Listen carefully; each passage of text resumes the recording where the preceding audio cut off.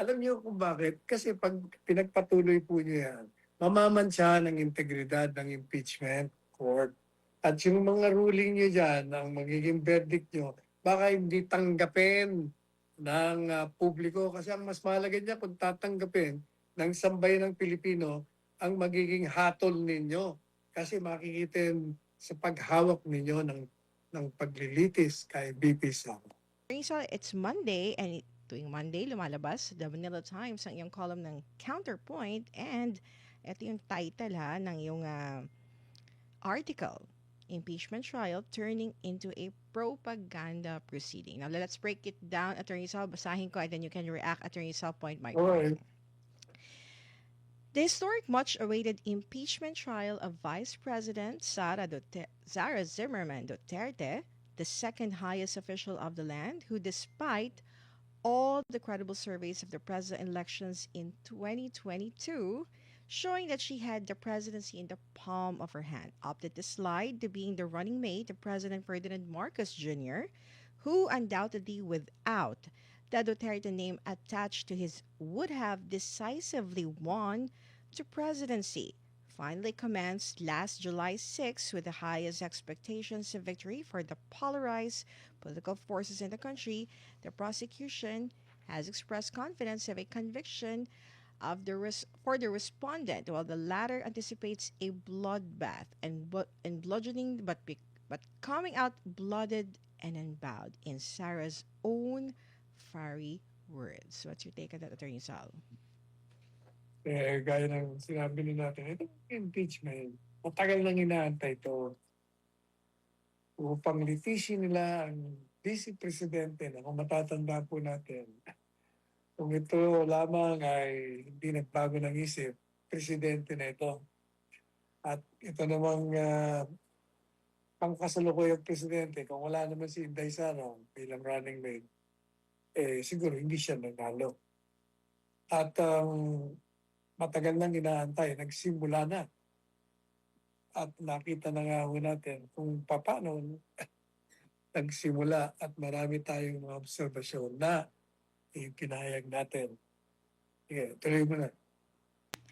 With the Senate President unconstitutionally removed as the presiding officer, obviously because he cannot be dictated on the manner he will handle the impeachment hearing to get the desired result by the brains behind the move to oust Sarah and bar her from seeking the presidency, as well as the incarceration of the latter's father at The Hague and the malleable senator accused of being part of the anomalous flood control fund scandal and who somersaulted to form the new majority taking over the helm of the impeachment court.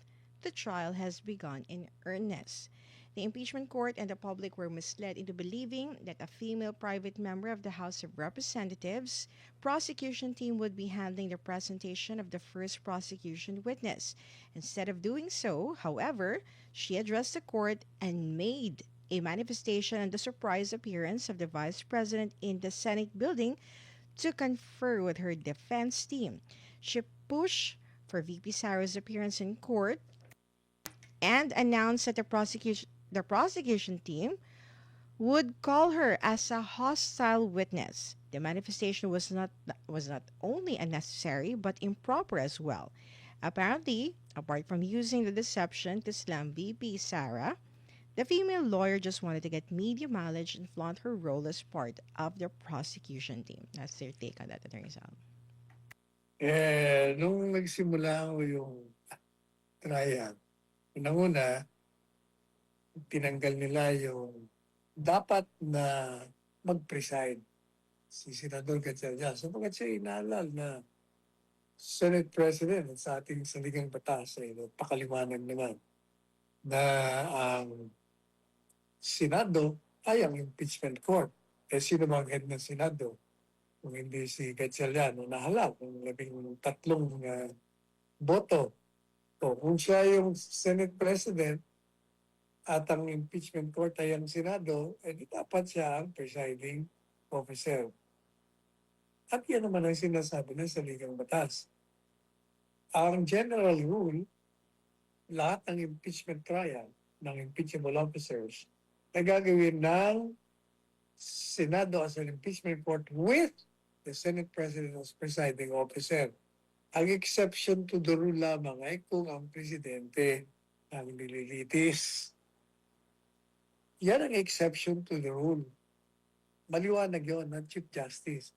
Pero ganun pa man, ang tanong niya, bakit ba pinalitan? Bakit pinalitan si Gatchalian? Kasi alam niyo yung si Gatchalian, kung titingnan niyo mga kilos nito, hindi ito basta sumasama sa Agos eh. May sarili siyang paninindigan.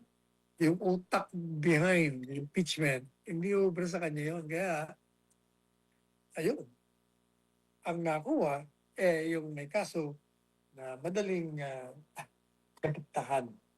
At nagsimula na nga, nakita natin kung paano itong bagong presiding officer nagpakita at this early, either ito bias sa defense team o Inday Sara.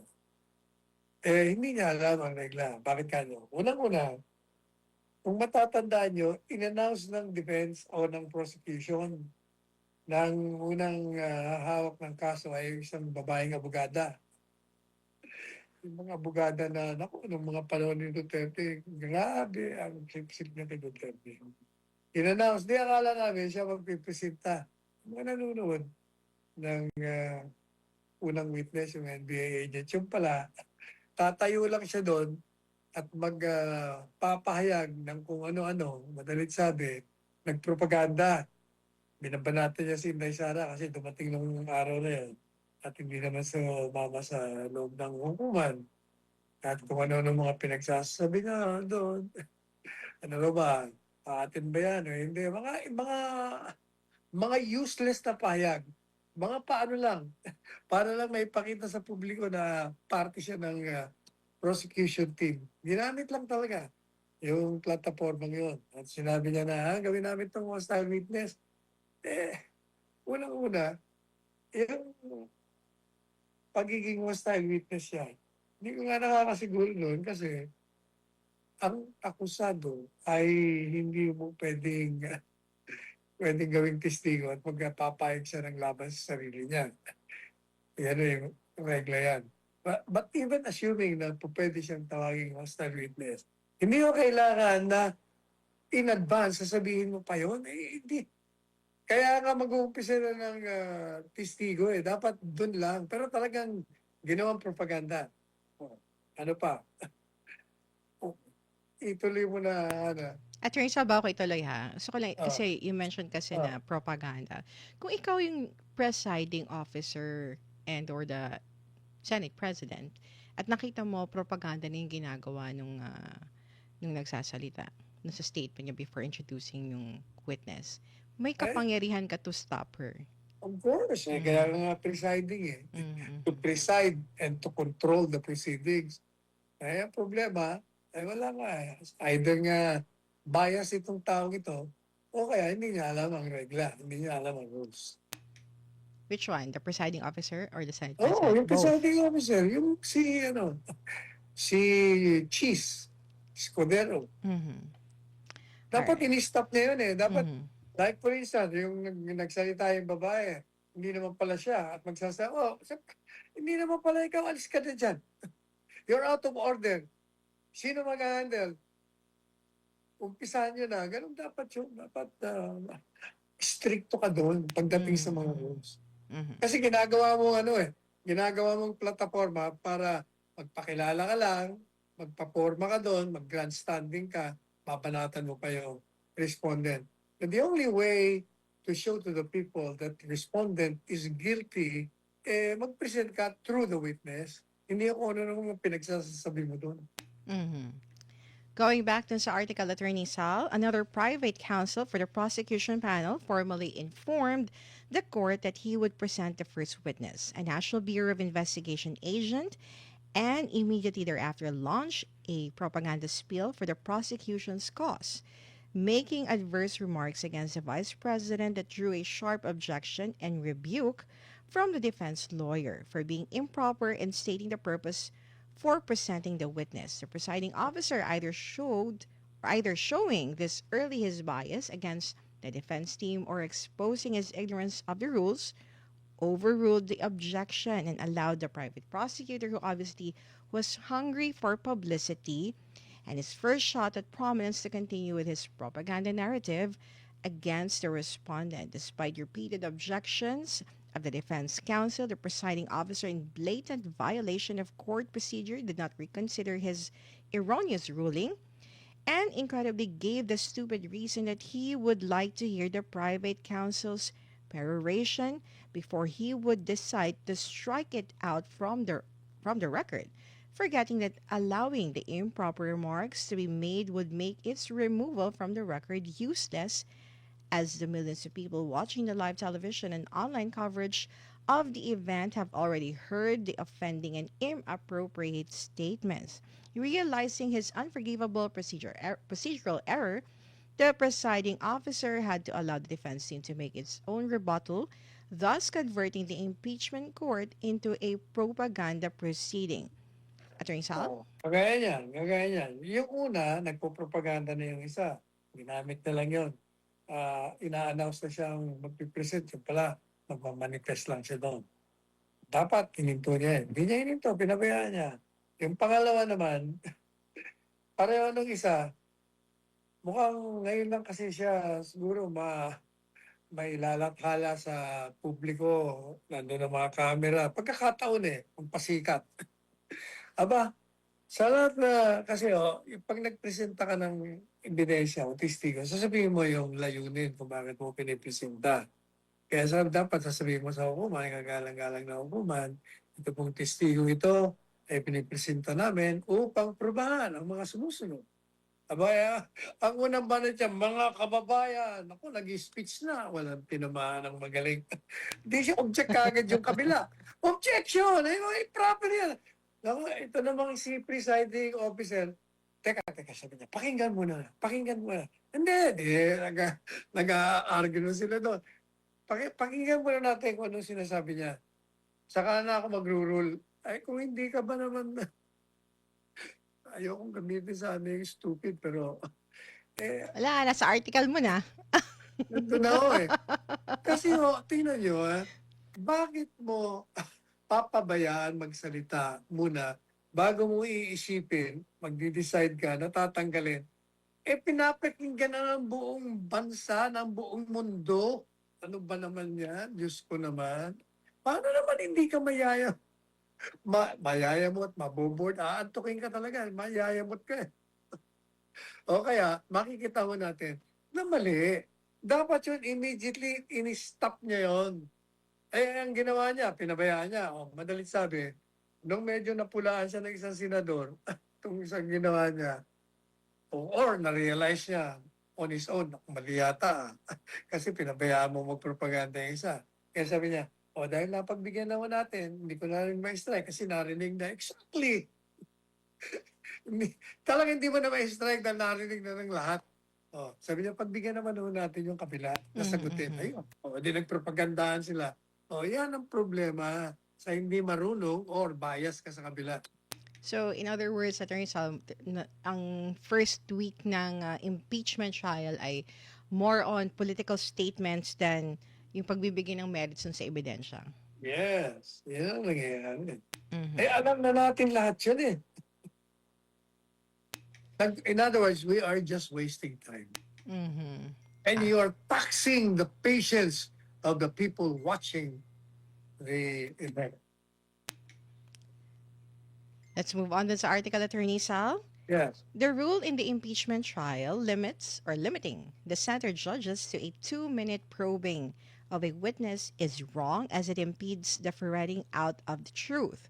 The ultimate purpose of a trial is to get to the truth on the innocence and guilt of an accused. Confining the questioning of a witness to 2 minutes defeats the very purpose of the judicial proceeding, and for that matter, a congressional probe as well. Like the Supreme Court, the Court of Appeals, and the Sandigan Bayan, the impeachment court is a collegial court. Members of the aforementioned courts during a hearing or of a case are not limited to 2 minutes when any of them subjects a witness to judicial scrutiny. questions from the court or the presiding judge and from the justices of a superior court are vital to determining the credibility of a witness or to finding out the truth of certain alleged facts of the case, which may not have been unearthed, owing to the omission or inadequacy of either of the opposing counsels examining the witness. It becomes the duty of every senator judge to propound such important questions to elicit the circumstances for the judicious consideration of those who will render judgment. Whether the question may appear to favor any side is of no moment. The paramount consideration is for the truth to come out. Why, Attorney Sal, dapat hindi nililimitahan ng 2 minutes? Kasi nga, yun, klarong-klaro yun. Alam po ninyo, unang-una, ano ba ang impeachment court? Sino ba ang bumubuo dyan? 24 ho sila dyan. In other words, it's a collegiate body. Pareho rin nun ng Korte Suprema. Collegiate din yun 15 sila ron. Ganon din dyan sa Sandigan Bayan, yung mga division dyan, 3. Ganon din sa Court of Appeals. 3 ba sa Court of Appeals? O 5 yata. Madalit sabi, kung kayo'y nanonood sa mga prosedimento dyan sa mga binanggit kong hukuman, makikita nyo, pag ang isang justice ay nagtatanong, hindi yung limitado sa 2 minuto. Umaabot pa nga kuminsan. Kung si Justice Marvick Leonen ang magtatanong, 1 oras yan. Bakit kanyo importante na huwag mong limitahan? Kasi napakalaga, yun yung paglilitis, yun nga ang bihikulo para malaman mo ang katotohanan.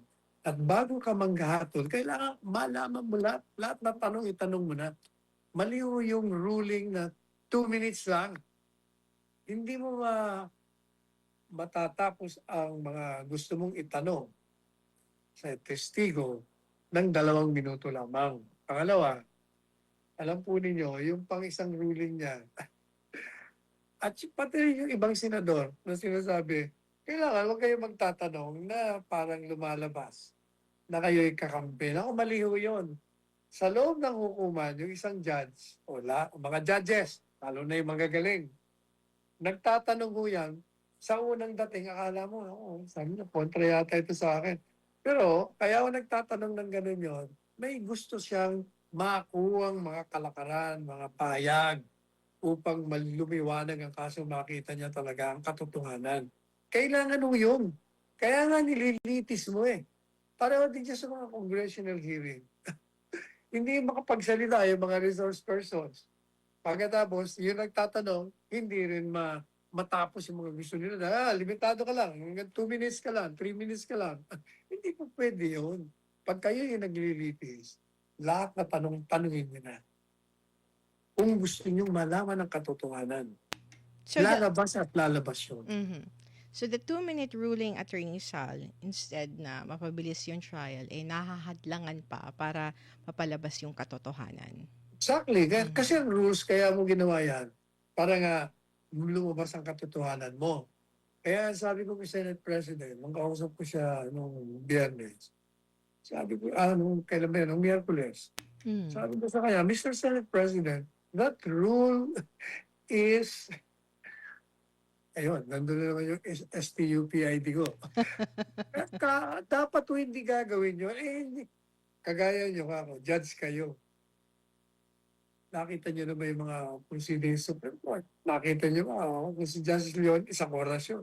Kailangan mo talaga yun. Saka, hindi yung sasabihin nyo na, nakabias ka. Hindi. Talagang, ang judge, madalas, ginagawa yan, questions from the court. Sabi niya, questions from the court. Bakit kanyo? Kasi kuminsan, kadalasan, yung mga abogado sa magkabilang panig, either may kakulangan, wala pang karanasan, wala pang eksperyensya, kaya hindi na itatanong yung dapat na itanong. Yung isa naman, kung may karanasan, yung itatanong niya na baka lumiwanag, hindi niya itatanong yon. Kaya yung judge, pag napapansin niyo, question from the court, di ba? Yun. Kaya lumalabas ang totoo.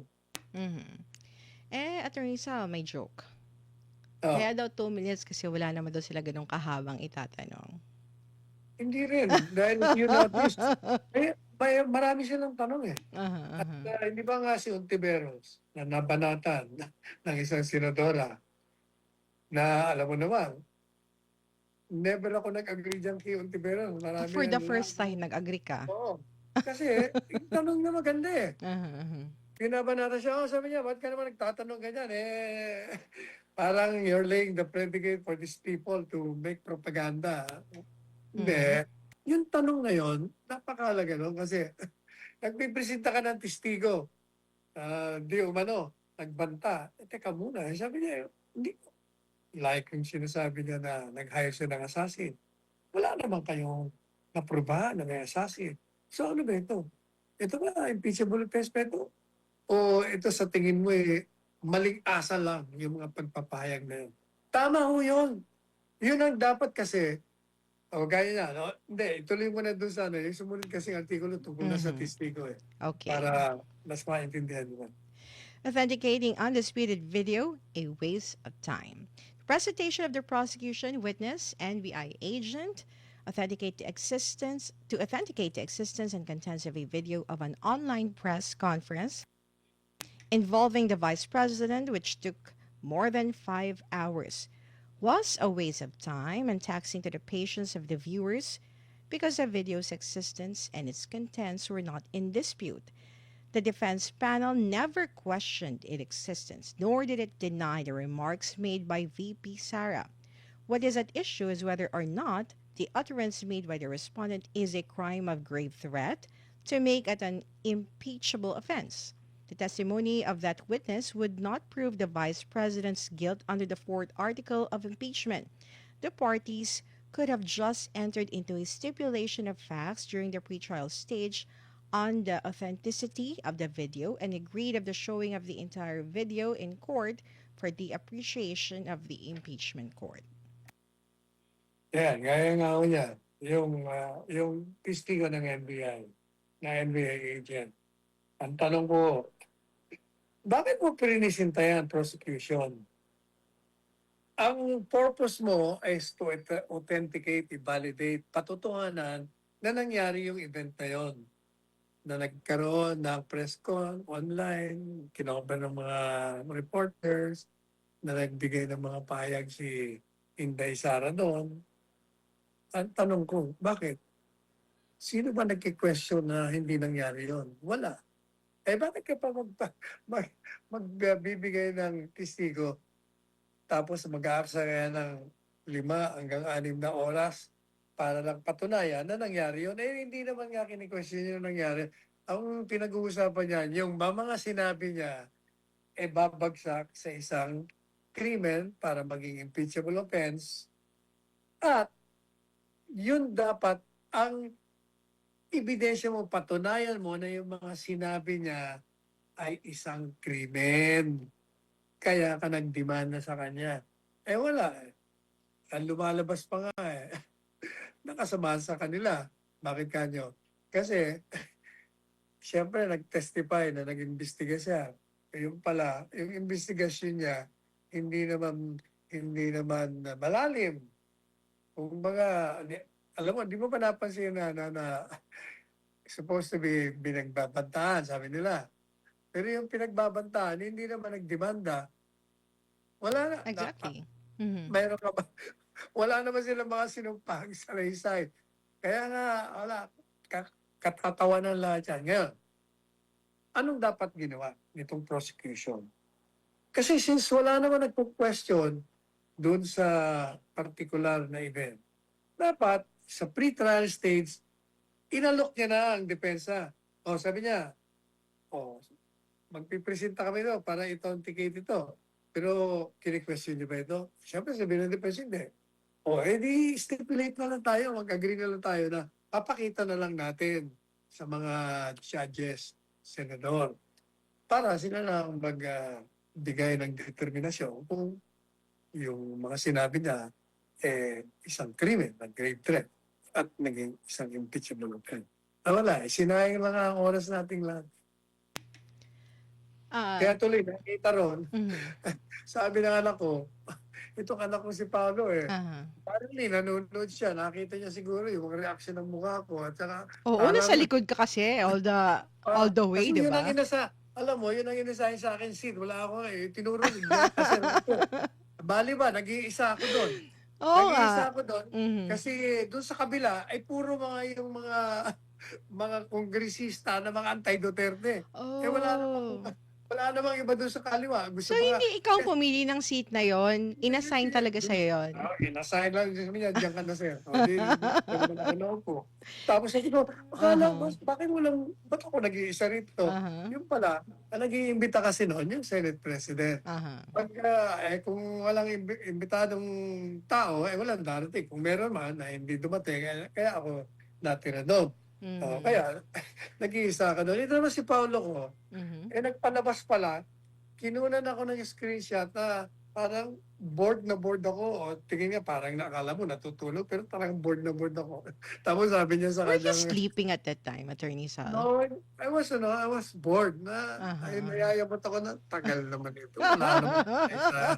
Tapos sabi ni Paolo sa kanyang posting, nag-post siya eh, Ah, yung picture ko, tapos mhm. sabi niya, "Dad, 3 araw pa lang yan, kaya pa kaya?"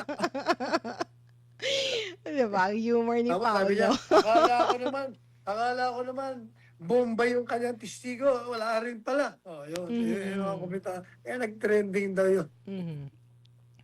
Actually, Attorney Sal, naglolokohan kami, Attorney Sal, eh. Sabi namin parang, yung kagandahan ng impeachment trial, eh, makikita namin sa mukha mo kung masaya ka or hindi or kung satisfied ka o hindi. Kaya tinext kita, 'di ba? Attorney Oo Sal, nga. masaya ka ba sa performance ni ganito, ganyan? Habol ng litanya mo. O kaya yung aking Aha, sagot sa aha. iyo, yun ang naging Yeah, naging yeah. content ng Content maraming ng article mo. reporters and bloggers. Exactly. Now, to end your article, Attorney Sal, let's move on. The Senate President should intervene when procedural errors are made. There are pronounced procedural errors committed by the presiding officer, as pointed out above. The Senate President, as a constitutionally designated head of the Senate, functioning as an impeachment court, is duty bound to ask the collegial body to overrule or junk de facto presiding officers' blatant procedural violations should he prove to be recalcitrant. To allow those procedural transgressions to go unchecked and uncorrected would impair the integrity of the impeachment court, making its verdict unacceptable. It should be avoided at all costs. Attorney? Alam po ninyo, nung Miyerkules, kasama yun sa mungkahi ko kaya nung sabi ko kay Senate President, parang Mr. Senate President, ikaw talagang dapat nakaupo dyan. Pero since nangyari na yan, itong presiding officer, ang daming mga maling mga rulings. Dapat, bilang head ng Senado, ikaw naman talaga, pagsabihan mo. At pag siya ay talagang makulit at pasaway, ayaw sumunod sa mga payo mo, ilabas mo yan sa majority. Sa buong Senado, pagbutuhan nyo na mali ang kanyang ruling, i-overrule nyo. Alam niyo kung bakit? Kasi pag pinagpatuloy po niyo yan, mamamansya ng integridad ng impeachment court. At yung mga ruling niyo dyan, ang magiging verdict niyo, baka hindi tanggapin ng publiko. Kasi ang mas mahalaga niya kung tatanggapin ng sambayan ng Pilipino ang magiging hatol ninyo. Kasi makikita sa paghawak ninyo ng paglilitis kay BP Sara.